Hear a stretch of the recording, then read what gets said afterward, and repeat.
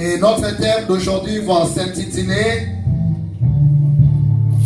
le sacrifice clé de la destinée. Est-ce que quelqu'un peut répéter avec moi? Les sacrifices clés de la destinée. Répète avec moi, les sacrifices clés de la destinée. Est-ce qu'on peut acclamer Jésus? On nous a parlé sur les sacrifices. Et je me souviens très bien que l'année passée, quelque part nous avons eu aussi à parler sur les sacrifices et les autels. On avait parlé là-dessus. Et un moment aussi, lorsqu'on a parlé sur le thème, on avait développé pendant un mois ou 2 mois, nous avons parlé sur l'impact du sacrifice dans le surnaturel. Alléluia. Aujourd'hui, nous voulons parler du sacrifice clé de la destinée. Il y a beaucoup de personnes qui sont appelées à devenir grandes dans la vie, à toucher, à conquérir, à posséder. Parce que la destinée, c'est quelque chose que tu ne fais pas aujourd'hui, mais c'est quelque chose qui t'attend demain. C'est quelque chose que tu dois rejoindre. C'est une vie que tu dois rejoindre. C'est une dimension que tu dois rejoindre. Mais cependant, aujourd'hui, que tu ne vois pas, mais c'est quelque chose qui a été écrit pour toi, que tu dois arriver à le joindre. Au jour d'aujourd'hui, je t'apporte aussi une clé qui va te permettre à rejoindre ta destinée au nom de Jésus. Je disais bien au nom de Jésus. Il y a des personnes qui sont appelées par Dieu. Il y a des personnes qui sont appelées pour vivre de grandes choses, mais ils sont partis sans vivre cela. Cela est aussi possible. Parce qu'ils ne savent pas que même si Dieu peut te prédestiner à des grandes choses, mais il y a aussi ta part. Ne pense pas que la prophétie que Dieu donne t'arrivera lorsque tu seras à la maison en train de dormir. Dieu va parler, sa parole est oui et amen, à condition que tu reconnaisses quelle est ta part.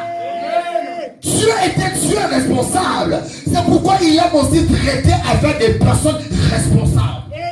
Mais ce qui est mal, dans l'église d'aujourd'hui, nous avons des fidèles face à Dieu, ils sont des irresponsables. Quelle est ta part de responsabilité dans ta vie? Je suis appelé à toucher. Je suis appelé à arriver telle part. Mais qu'est-ce que tu fais pour que la parole de Dieu puisse t'arriver?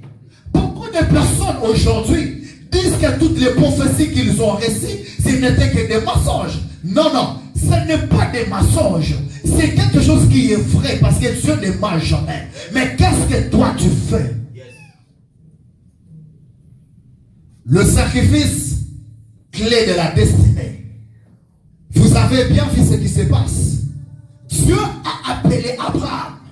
Dieu lui a donné son fils Isaac.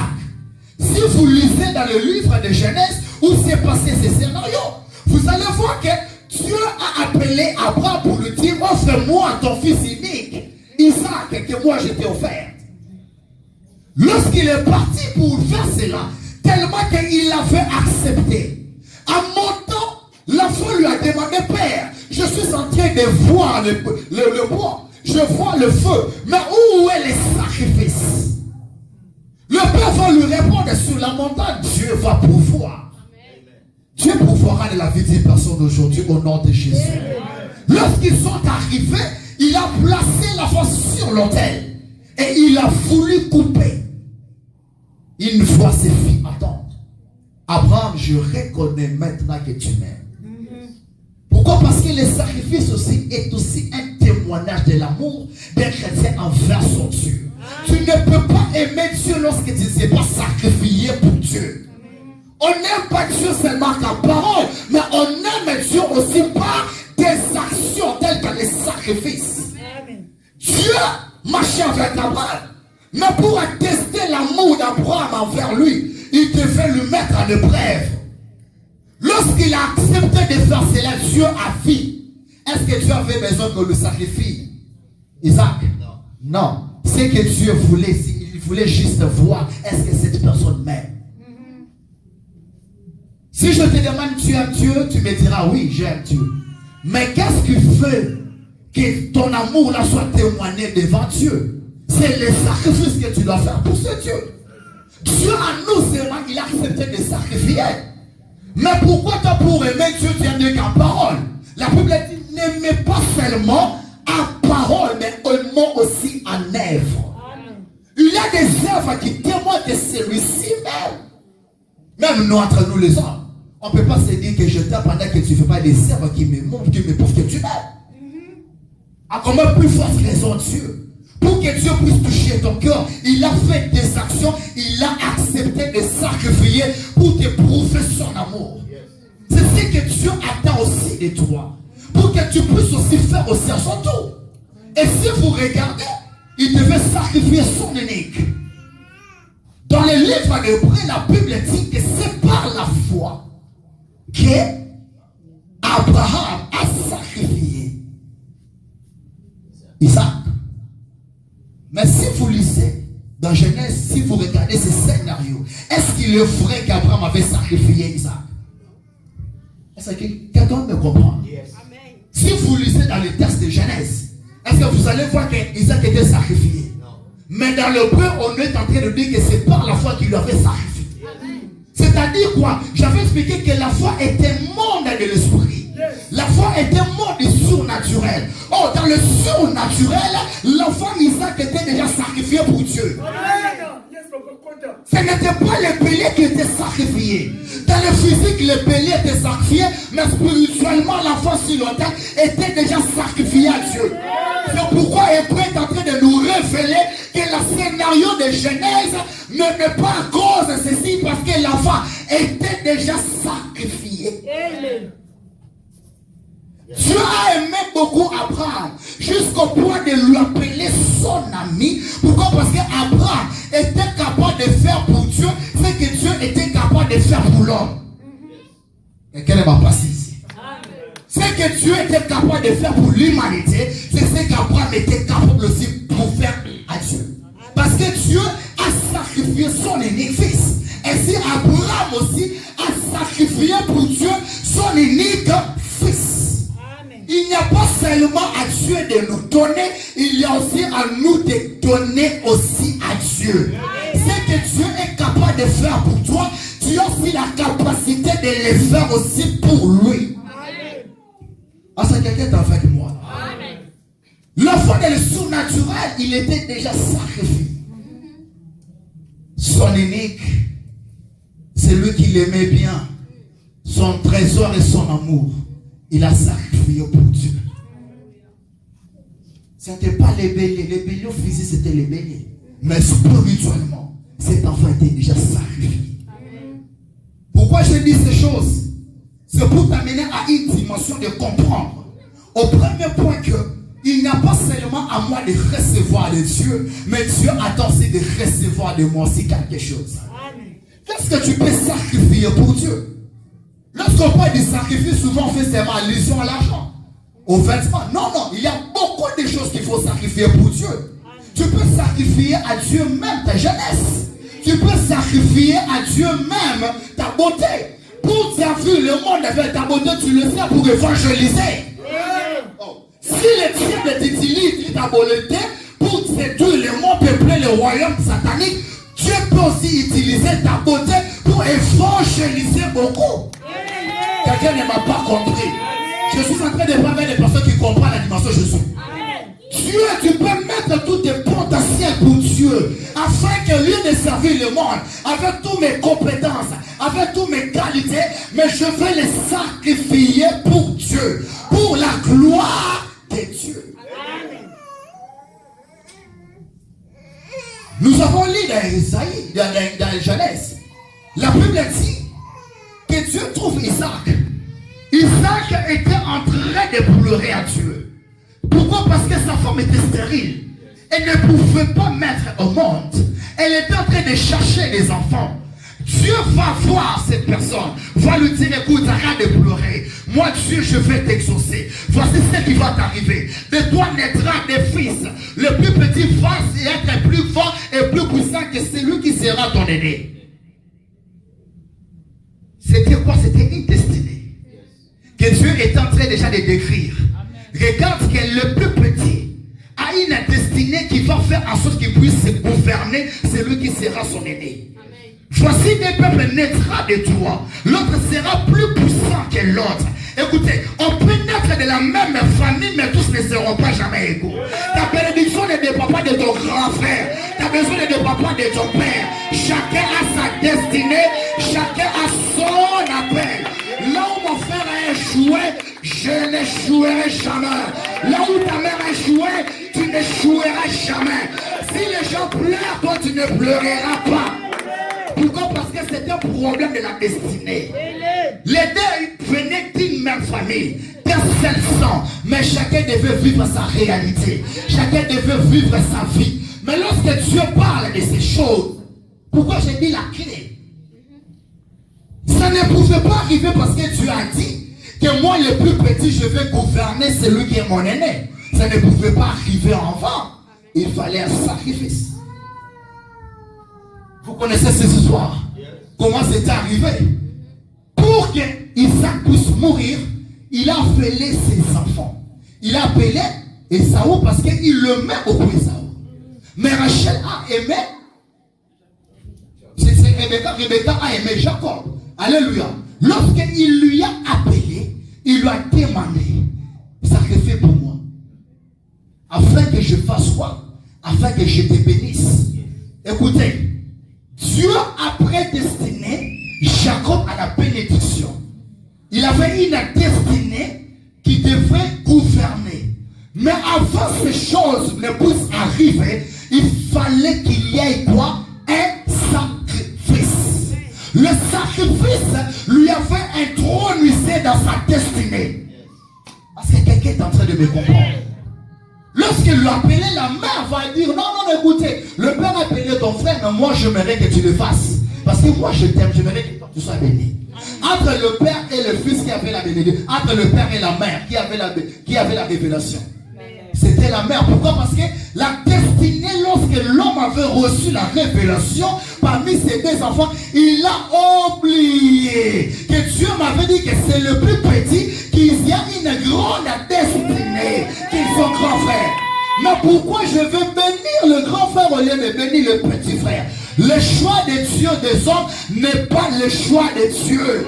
Je vais dire à une personne, là où on te rejette, c'est où Dieu te cherchera. Là où on ne croit pas en toi, Dieu croit en toi. Je vais rassurer pour ceux que Dieu croit en toi. L'approbation des hommes sur ta vie n'est pas l'approbation de Dieu. Regarde pourquoi tu échoues. C'est parce que tu t'attends à écouter qu'est-ce qu'on dit de moi, qu'est-ce qu'on pense de moi. Écoutez, élève ta dimension, comprendre qu'est-ce que Dieu dit de moi.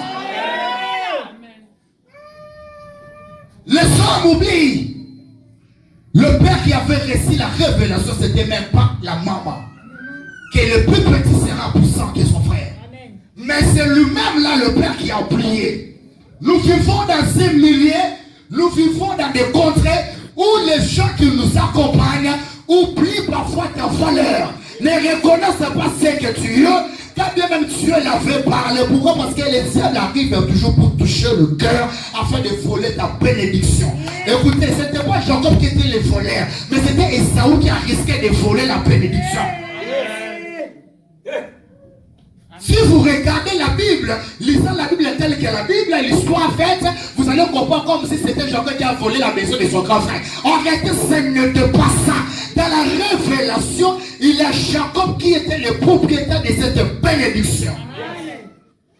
C'est pourquoi Rebecca à l'église était en mesure de comprendre que non.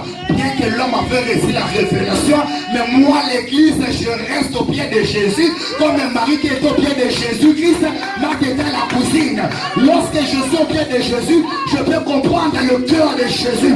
Oh, je suis semblable à un Job qui était en train de coucher sur la poitrine de Jésus. Il pouvait comprendre avant tout le monde puisse comprendre. Si tu ne couches jamais sur la poitrine de Jésus, tu ne comprendras jamais tel que d'autres personnes vont comprendre. Afin que d'autres personnes arrivent à comprendre, seras la première personne à comprendre. Pourquoi? Parce que tu vis en intimité avec Jésus. Tu comprends dans le cœur de Jésus. Tu lis la pensée de Jésus. Avant que Christ ne parle à tout le monde, toi qui es sur son portier, tu comprends comment il raisonne. Il a appelé l'enfant. Il lui a instruit. Et cet enfant, il a compris, oui, pour que j'arrive à ma destinée, le Père est en train de demander qui peut sacrifier pour moi. Écoutez, le problème du sacrifice, ça c'était un problème de la course. Celui-là était parti pour chercher comment revenir pour sacrifier. L'autre aussi était envoyé aussi pour chercher comment sacrifier. Qui sera le premier à sacrifier? Est-ce que vous comprenez ça? Et ça était parti pour chercher comment sacrifier. L'enfant aussi, Jacob, était aussi parti chercher comment sacrifier. Écoutez, les combats sacrifier, c'est comme ma course. Qui va sacrifier en premier? Mais regarde dans les églises, lorsqu'on veut sacrifier, l'autre personne reste à l'éternel. Père, écoutez, ne sois jamais l'éternel en concernant le sacrifice. Dans ta vie, sois toujours le premier, parce que c'est lui qui se jette le premier de la piscine, c'est la personne à recevoir. Lorsque tu te jettes en premier lieu, c'est toi qui vas recevoir aussi en premier. Ne cherche jamais à être à la quai. Sois un commensateur de l'histoire. Je disais que sois un commensateur de l'histoire. Ne sois pas quelqu'un qui suit une histoire qui a déjà commencé. Dans la vie, il y a des personnes qui commencent quelque chose. Il y a aussi des personnes qui n'ont jamais initié, mais qui sont toujours derrière ce que d'autres personnes ont commencé. Oh, je dis que Dieu te délivre de cet esprit au nom de Jésus. Oh, que Dieu te délivre de cet esprit au nom de Jésus. Que Dieu te délivre de cet esprit au nom de Jésus. Sois toujours le premier à le faire. Lorsqu'il est arrivé le premier, il avait reçu la bénédiction qui devait lui introduire dans sa destinée.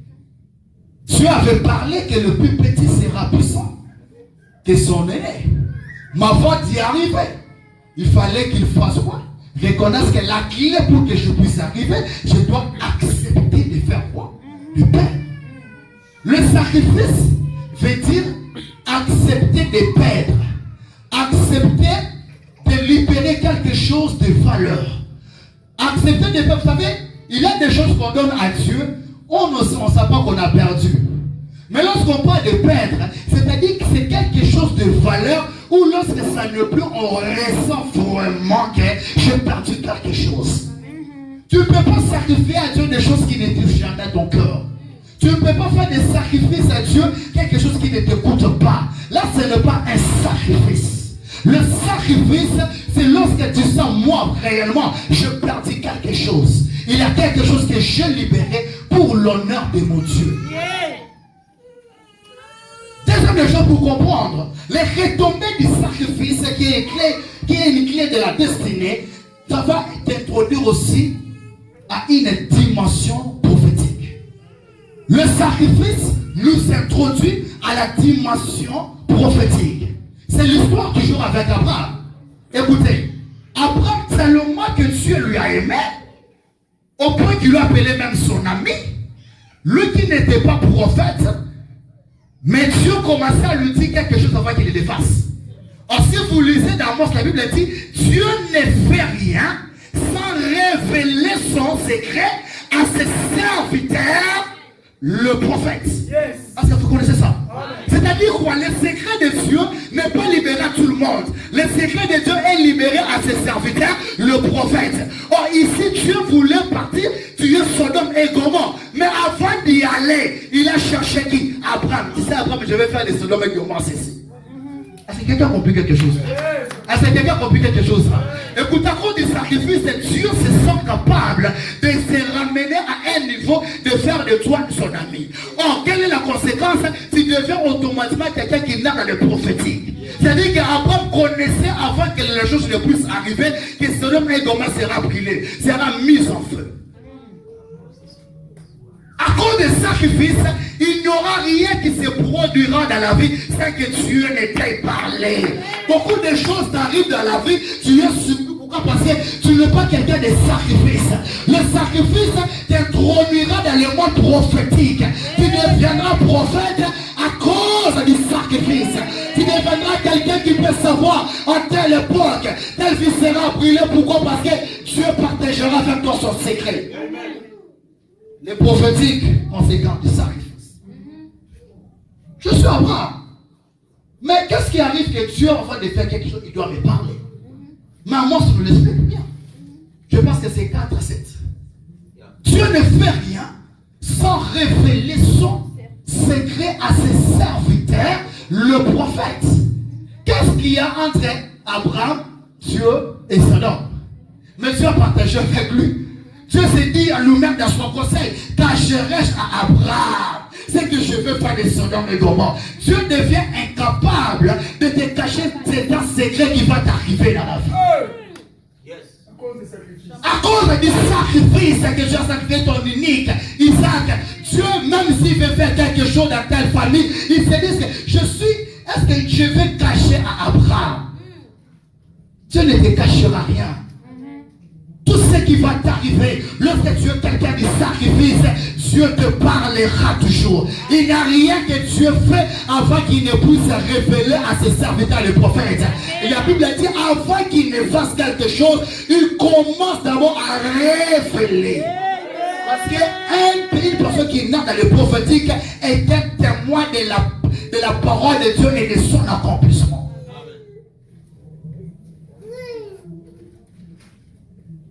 Le sacrifice, clé de la destinée. Jacob a entré dans cette dimension. Jacob a vécu ces choses parce qu'il a sacrifié. Mais s'il ne le faisait pas, la bénédiction allait se partir. Il resterait comme ça. Pourquoi? Parce qu'il y a des personnes, fais ceci pour que j'arrive là, tu ne veux pas le faire.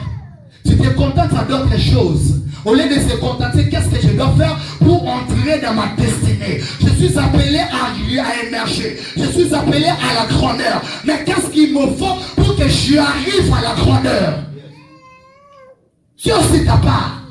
Il y a la responsabilité de l'homme. Il y a aussi la responsabilité de Dieu. Qui dit Amen. Amen. Je vais conclure par ici. Genèse chapitre 4.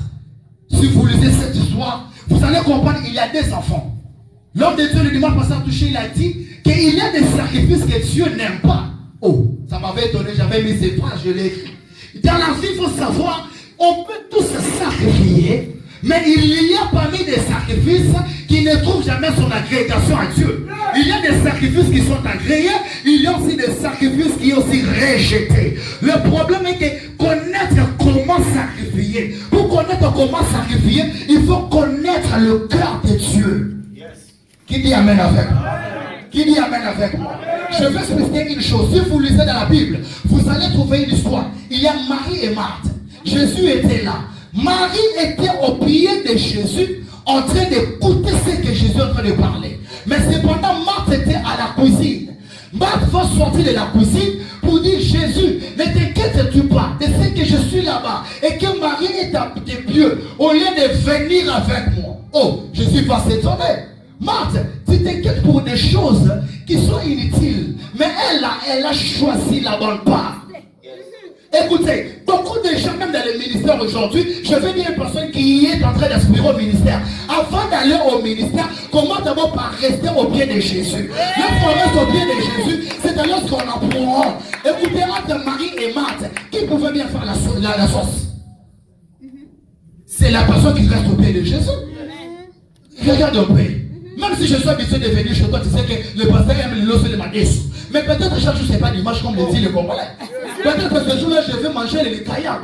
Mais tellement que tu ne peux pas rester à mes pieds pour m'écouter, tu es parti préparer quelque chose que je ne désirais pas. Est-ce que quelqu'un est en train de me comprendre? C'était ça l'histoire avec Marie, Marthe et Jésus. Marie était au pied de Jésus. Écoutez, avant d'aller à la cuisine, comment d'abord par rester au pied de Jésus? Lorsque tu resteras au pied de Jésus, Jésus te dira, tu sais, aujourd'hui, j'ai envie de manger telle chose et telle chose. Lorsque tu vas aller à la cuisine, tu prépareras selon le cœur de Jésus. Beaucoup de gens préparent pour Jésus, mais des choses que Jésus n'aime pas. Pourquoi? Parce que tu t'es habitué avec Jésus. Écoutez, de la vie, on ne s'habitue jamais avec Jésus. Jésus n'est pas au tête du même système. Il est une personne qui change. Il faut comprendre comment Dieu est en train de marcher. Je veux marcher par gauche, mais je sais que cette fois-ci, Jésus n'est plus à gauche, Jésus est déjà à droite. Si Jésus est à droite, il est resté à ce pied. Pour rester à pied auprès de Jésus, parce que la cuisine, c'est déjà les services. Tu vas pour servir Jésus, mais sans Jésus. Beaucoup de gens servent Jésus, mais sans Jésus. Il faut servir Jésus avec Jésus. Parce qu'on ne fait pas l'œuvre de Dieu pour Dieu. Dans la vie chrétienne, on n'aide pas Jésus. On ne l'aide pas. On travaille pour Dieu avec Dieu lui-même. Parce que sans avec Dieu, tu ne feras rien. Mais comment toi tu pars déjà la cuisine au service de Jésus pendant que tu n'as pas encore écouté quelle est la chose que Jésus veut que je fasse pour lui dans la cuisine. Tu es l'image de Marthe qui est déjà dans la cuisine sans l'approbation de Jésus. Regardez si Jésus trouvait son importance dans ces choses-là. Pourquoi lorsqu'il était revenu, il a dit vraiment merci beaucoup. Mais je dis, mais Dieu est en train de t'embrayer. Dieu est en train de t'occuper des choses qui sont inutiles. Mais il faut faire quoi? Il faut être comme lui. Parce qu'elle est là où c'est à mes pieds. Et tant qu'elle est à mes pieds, elle est en train de comprendre mon cœur. Elle est en train de comprendre. Écoutez, Marie et Marthe, si les personnes pouvaient faire la bonne chose, ce serait Marie. Parce que tu vas d'abord écouter qu'est-ce que Dieu veut de moi. Lorsque tu partiras dans la cuisine, dans la comme Jésus t'avait déjà parlé au cahier, au colombe. Je disais à quelqu'un au colombe. Je disais à quelqu'un au colombe. Le problème est que tu parles de la cuisine, ça, je sais pourquoi tu es en train de trembler devant tes guerres.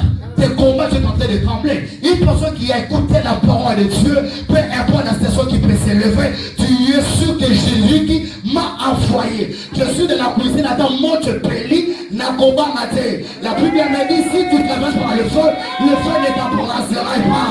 Si tu ne veux passer par la mer ne t'estimerait jamais. Parce que je te connais, je t'ai appelé par ton nom. Oh Dieu, appelé par le nom de Jésus. Je disais que tu es appelé par le nom de Jésus. Pourquoi j'ai dit ça? Parce que regardez ces deux enfants. Il y a Caïn et Abel. La Bible dit que Adam connaît sa femme Ève. Et il y a avec lui un enfant. Écoutez, Ève est en train de dire,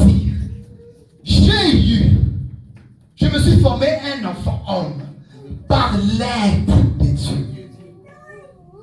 Est-ce que c'était par l'aide de Satan? Elle a dit que par l'aide de Dieu. Mais qu'est-ce qui arrive? Qu'une personne qui est conçue par l'aide de Dieu, mais demain cette personne devient comme si l'image du diable. Pourquoi? Parce que les gens pensent que Caïn était un fils du diable. Non, non. Caïn est né par l'aide de Dieu. Caïn était donné par l'approbation céleste. Mais qu'est-ce qui se passe? Dans la vie, nous avons des personnes qui sont aussi appelées par Dieu, qui sont venues sur la terre par Dieu, mais plus tard que les diables vont entrer pour entraîner leur cœur dans le mal. Il y a beaucoup de personnes qui vivent des manipulations sataniques. Ils sont sacrifiés. Mais Dieu a aimé l'odeur de celui d'Abel. Mais il a rejeté le sacrifice de la personne du Caïn. Caïn a l'endroit de comprendre pourquoi Dieu a-t-il refusé mon sacrifice. Mais lui se contente à jalouser celui-là qui progresse. Quelqu'un m'a compris?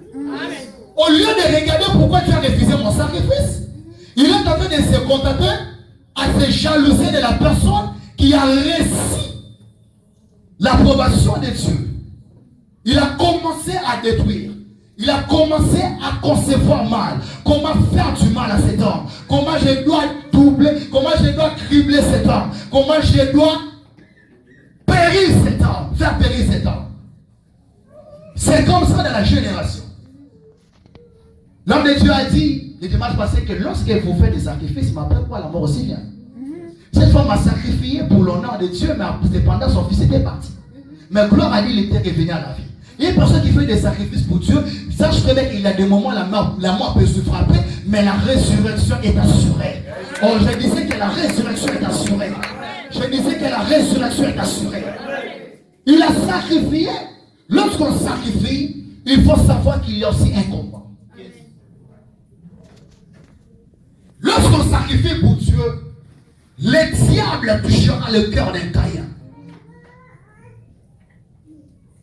Le combat entre Esaü et Jacob, c'est pareil le combat entre Caïn et Abel, lié au sacrifice. Pourquoi? Parce que l'ennemi comprend que lorsqu'on a accepté son sacrifice, c'est-à-dire qu'il va être béni. Il sera introduit dans sa destinée. Mais parce que je suis ennemi de sa destinée, qu'est-ce que je dois faire? Je dois chercher comment éliminer sa vie pour que sa destinée n'arrive pas, pour que son mariage n'arrive pas, pour que ses enfants n'arrivent pas, pour que cette élévation n'arrive pas. Mais je dis à quelqu'un échec à l'oppresseur sur ta vie. Oh, je disais à quelqu'un qui échec à l'oppresseur sur ta vie. Laisse-moi t'informer. Peu importe les paroles, même de ton père et de ta mère contre ta vie, ne t'arrivera pas aussi longtemps que l'éternel est éternel. Aussi longtemps que Dieu restera Dieu. Personne ne mettra ta vie par terre. Je disais à quelqu'un que personne ne mettra ta vie par terre.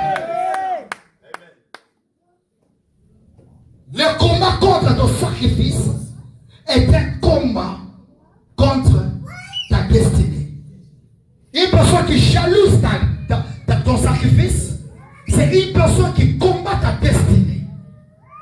C'est pourquoi dans la vie, accepte de faire des sacrifices. Écoutez, lorsqu'on parle des sacrifices, ça ne voulait pas dire que ce que tu fais, c'est ce qui va changer quelque chose.